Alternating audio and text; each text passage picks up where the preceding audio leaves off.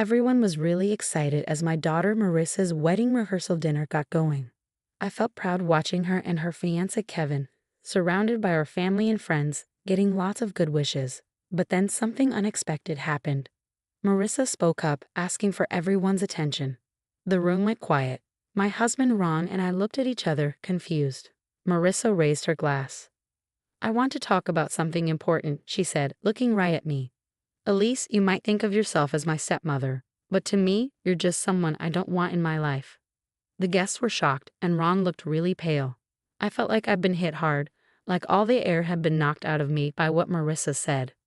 "What's going on, Marissa?" Ron asked, sounding shaky and shocked. "Don't act like you don't know, Dad," Marissa said with a sneer. "You know that Elise has been trying to become a part of our family since the beginning. Well, I'm done pretending she's not my mom because she never will be." Her words felt like a sharp knife stabbing into me. I looked at Marissa, hoping to see the loving girl I once knew, but all I saw was hatred. "Marissa, please, let's not do this now," I begged, my voice shaking with emotion. "Why not?" she snapped back. "This is my day, and I'll say whatever I want."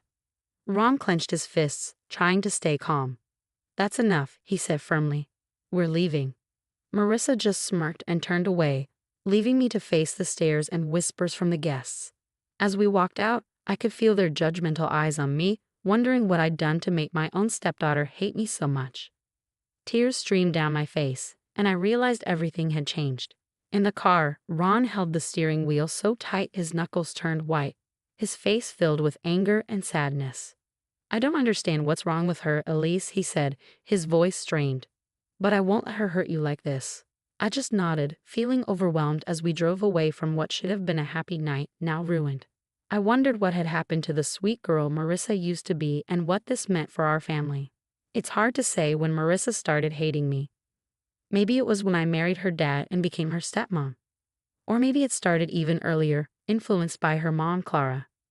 "Don't worry, honey," Clara had told Marissa, running her fingers through her hair. "No one can take your real mom's place." Even then, Clara's words made me feel uneasy, but I tried to ignore it. I wanted to build a good relationship with Marissa, my new stepdaughter. "I'm not here to take anyone's place," I told Marissa gently. "I just want us to be friends." She nodded, but her eyes showed no warmth or love. It felt like there was a barrier between us, fueled by her mom's hurtful words. At first, Marissa was polite, but distant.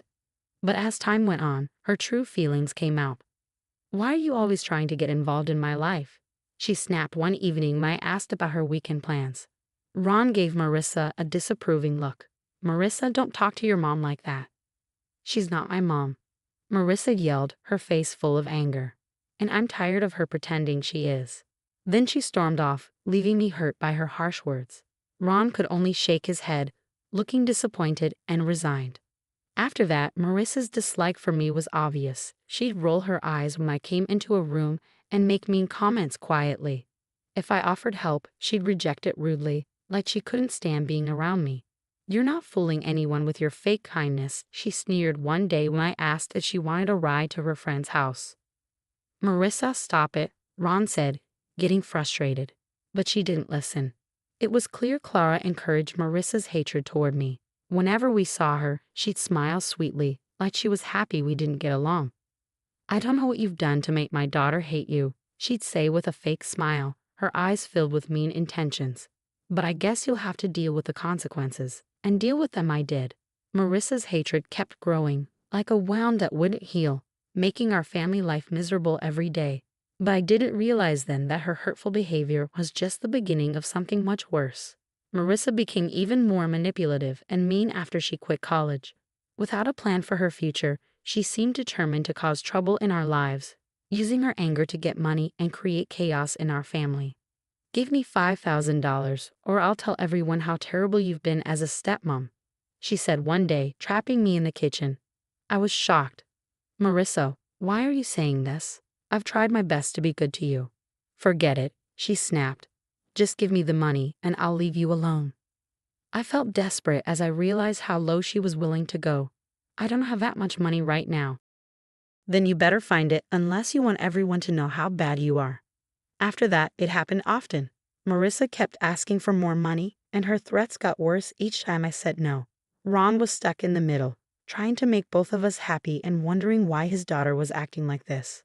Please just give her what she wants, he pleaded with me one night after another big fight. I can't handle all this arguing. But I knew that giving in would only make things worse. So even as Marissa's threats got scarier, I stuck to my decision. You think you're so perfect with your job at the high school, she sneered. Just wait until everyone sees who you really are. Her words scared me. I could only imagine the terrible lies she might spread, ruining my reputation with my coworkers and the students I cared for. Through everything, Clara was always there, silently supporting her daughter's mean actions. You get what you give, Elise, she'd say when she visited, making me feel even worse. Maybe if you were a better stepmom, Marissa wouldn't act like this. Her words hurt so much, making me feel angry, betrayed, and lost. But in the middle of all this chaos, I started to feel determined. I couldn't just sit back and let Marissa and Clara keep hurting us. If Marissa wanted a fight, she'd get one. It was time to stand up for myself and my family. I needed to show everyone the truth about Marissa's cruelty, even if it meant doing things I never thought I could do. From then on, I promised myself I'd do whatever it took to keep my family safe, even if it meant doing things I never thought I'd have to do. As Marissa's wedding day got closer, she kept asking for more and treating me worse. It felt like she enjoyed making me suffer, testing how much I could take before I broke down. I need $3,000 more for my dress alterations, she said one evening, not even saying hello as she came into the living room. Ron looked at me, begging me to give in, but I couldn't take it anymore. No, Marissa, I've had enough. She acted surprised. What are you going to do, Elise? Cry to Daddy like you always do. I clenched my fists, feeling furious. You ungrateful child. Your dad and I have done everything for you, and this is how you treat us. Marissa laughed, making me even angrier. You're not fooling anyone. You're just a sad, insecure woman trying to buy your way into our family. Her words hurt, but before I could say anything, she said one more thing. You think the school wants someone like you? Marissa said, her voice dripping with malice. Just wait until they find out about your drinking problem. I felt sick to my stomach. Marissa was planning to ruin my career and reputation with lies. Marissa, stop it, Ron yelled, furious, but she just smirked, enjoying the mess she'd made. In that moment, something changed in me. I felt determined to stay strong against all the hurt and anger. I'm done being a victim, I said, my voice firm and steady. Leave and don't come back until you can act like a decent person. Marissa looked surprised by my defiance at first, but then she smirked and leaned in close. You'll regret this, she whispered, her breath hot on my face. With those words, she stormed out, leaving a tense silence behind her. Ron looked at me, seeming lost. I'm sorry, Elise. I don't know what's wrong with her, he said, rubbing his temples. But I knew, this wasn't sudden. It was years of Clara's influence. As I thought about Marissa's threats, I felt determined. She thought she could ruin my life with lies, but she was wrong. If she wanted a fight, she'd get one, and I wouldn't play by her rules. Marissa's threats kept replaying in my head, making me more determined to expose her true self before it was too late. I knew I couldn't rely on Ron for help. His love for his daughter made him blind to her cruelty. So I had to handle this on my own. That's when Derek came into the picture. He used to be Marissa's boyfriend before she changed. We ran into each other at the grocery store, and we started talking. Soon, everything started to make sense. She's not who you think she is, Derek told me, looking regretful. She lied to me about you and Ron. I felt really scared when he told me about all the bad things Marissa did. He said Marissa made up stories about me, saying I was trying to control their family and that Ron was mean to them. He believed her because she seemed so sure and angry. But he only realized she was lying after we broke up. As he talked, I started to see how sneaky Marissa really was. She made up lots of lies to make everyone think badly of me. Her mom, Clara, was the one behind it all. Like she was controlling everything behind the scenes. Derek told me that Marissa's mom has been poisoning Marissa's thoughts about you from the very beginning. I realized, feeling sick to my stomach. She's been putting all these twisted ideas in her head, like you were trying to replace her mom. Everything suddenly made sense. I had been the target of their mean plan all along, made out to be the bad person in their story. But Derek didn't stop there. He said Marissa's getting married for the wrong reasons. Not because she loves Kevin, but because she wants his money and status. Marissa doesn't really care about Kevin, Derek said with a laugh. She's just using him to get what she wants. When she's got what she needs, she'll leave him and find someone else to use. His words shook me to my core. I had always had a feeling that Marissa didn't truly care, but hearing it so plainly was hard to take. After Derek left, my head was spinning with everything he'd said. I'd been letting Marissa and her mom control everything for too long. But now, armed with the truth, I knew I had to do something. It was time to stand up to them, to show everyone what was really going on. No more pretending to be the victim, no more being scared of their lies. I was ready to fight back. On the day of Marissa's wedding, the air was tense as I watched her get ready. But I was determined. This was the day I would reveal the truth. "You look so pretty, my dear," Clara said sweetly, fixing Marissa's veil with a smile. "Just like a princess on her big day." Marissa glowed with happiness, soaking up her mother's praise like a flower soaking up sunlight. But it made me feel uneasy. "Yes, it's like a fairy tale," I remarked, unable to hold back, "with a handsome prince and a mean stepmother." Clara's eyes narrowed. But Marissa just laughed, not seeming to understand or care about what I meant. "Speaking of mean stepmothers," she said calmly, "I'm surprised you came at all. After how you've been treating me, I thought you might skip the whole thing." I let out a bitter laugh. "Oh, believe me, I thought about it, but I couldn't miss this moment." Before Marissa could say anything, Ron popped his head into the room with a forced smile. "Everything okay here?" he asked. "Just fine, Dad," Marissa replied sweetly. "Elias and I were just chatting." Her tone dripped with sarcasm, but Ron ignored it. "Well, it's almost time. You ready?" Marissa nodded eagerly, ready to make her entrance. As the music started and the doors opened, I took a deep breath, getting ready for what I had to do.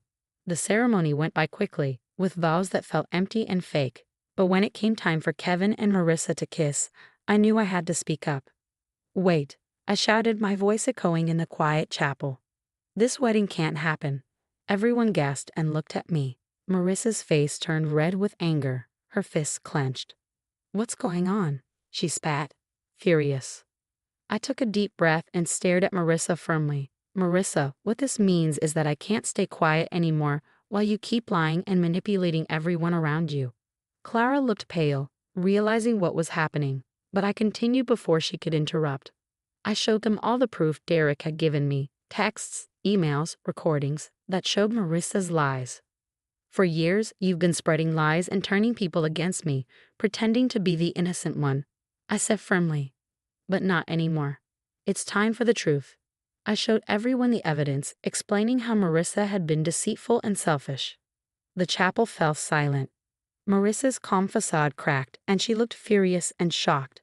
You're lying," she yelled, reaching out towards me. "How dare you ruin my special day?" But it was too late. The truth was out for everyone to see. As Kevin's family reacted with shock and dismay, it was clear that Marissa's deceit was unraveling before everyone's eyes. She stood exposed, no longer able to maintain her facade. Despite her past actions, I couldn't help but feel a mix of pity and satisfaction seeing her downfall. The truth had been revealed, and I had won not through trickery, but by exposing the darkness hidden beneath Marissa's lies. The aftermath was chaotic, like a bomb had gone off in the room. The silence was quickly replaced by shouts and gasps as people reacted to the truth. "How could you, Marissa?" someone yelled, their anger palpable. "This was supposed to be my special day." "Your special day was built on lies," I retorted firmly. "You can't deceive people forever." Marissa looked ready to argue, but Kevin stepped forward, his eyes filled with hurt and disbelief. "Is it true?" he asked, his voice trembling. "Were you just using me?" For a moment, there was silence as everyone waited for Marissa's response. I almost felt a twinge of sympathy for her. Almost, but then she put on that fake smile and I saw the cold, calculating look in her eyes. "No, of course not, darling," she said, reaching out to touch Kevin's face. "You know I love you so much. Elias is just trying to cause trouble like she always does." I clenched my fists, trying to control my anger. Didn't she realize that her lies were exposed? Apparently not, as she turned her angry gaze back to me. "This is all your fault," she snapped, pointing accusingly at me. "If you hadn't interfered, none of this would be happening." "Stop," Ron's voice boomed, cutting through the tension. We all turned to see him, his face red with anger and embarrassment. I can't believe what I'm hearing, he said, shaking his head.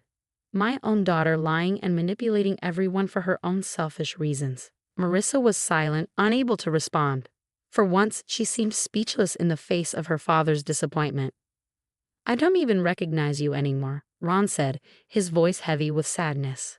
The girl I raised, the one who was kind and loving, she's gone, isn't she? A heavy silence filled the room as we all absorbed the weight of Ron's words. It wasn't just Marissa who felt the impact, but Clara too. They exchanged a tense look, a silent struggle passing between them. Finally, Clara broke the silence. Well? She demanded, her eyes fixed on her daughter. Aren't you going to speak up, defend yourself? But Marissa stayed silent, defeated. She looked smaller than ever, a mere shadow of the manipulative person she had become. Clara snorted in disgust, then stormed out, leaving a shocked silence behind her. Kevin's family followed, their faces showing everything from pity to disgust. And just like that, it was all over. Marissa's big plan had fallen apart, leaving her dreams shattered. As Kevin left, looking devastated, I felt sorry for him. He was just another victim of Marissa's games. But any sympathy I had was quickly replaced by a sense of satisfaction. The truth was out, and Marissa had brought it all on herself. There would be no more lies or manipulation, only the consequences of her actions. In the days after the failed wedding, chaos erupted as news of Marissa's lies spread rapidly. She found herself shunned by the very community she'd once hoped to impress. I'll never forget the sight of her at her mother's door, begging for help after her plans fell apart. Please, Mom, she cried, tears in her eyes. I need your help. I have nowhere else to go. But Clara looked at her with a mix of disgust and pity. Help you, she scoffed. After what you've done? After embarrassing our family? Marissa flinched as if she had been slapped. But you're my mom. You're supposed to support me, no matter what. Support you? Clara shook her head sadly. You don't understand, do you? There's no support left. You've pushed away everyone who cared about you with your selfishness and lies. Her words hit Marissa hard, like a punch to the gut. I could see the realization dawn on her face, the weight of her loneliness settling in. You don't mean that, Marissa whispered, her hand shaking as she reached out. But Clara stepped away, her face now cold and distant. I don't recognize you anymore, she said firmly. The daughter I knew wouldn't have done what you did. You made your choices, Marissa. Now you have to face the consequences. With those final words, Clara turned and walked back inside, leaving Marissa alone on the doorstep, utterly broken. In the weeks that followed, I saw Marissa's once proud demeanor crumble under the weight of her own actions. The places she used to frequent, fancy bars and high-end stores, now treated her with scorn, whispers following her wherever she went. Even her friends deserted her, not wanting to be linked with her disgrace. Through it all, Ron and I stayed strong, our bond growing stronger as Marissa's world fell apart. I'm sorry it had to end like this, Ron said quietly one evening as we watched Marissa walk by, looking defeated. But you were right. She did this to herself. I didn't say anything, just squeezed his hand gently. Words felt insufficient in the face of such a painful situation. As things settled down and our community began to recover from Marissa's lies, Ron and I received an outpouring of support and gratitude. The families we had helped, the students I had taught, they all came together to thank us for standing up against the manipulation and lies that had threatened to tear us apart. In those moments of connection, witnessing human kindness and resilience, I found a newfound peace and purpose that I had been missing during Marissa's tumultuous reign. She tried to tear me down, but it was her own selfishness that led to her downfall, revealing the emptiness beneath her facade. Ron and I would move forward, stronger from the experience. If our story could encourage others to stand against manipulation and embrace honesty, then perhaps something positive could come from Marissa's downfall.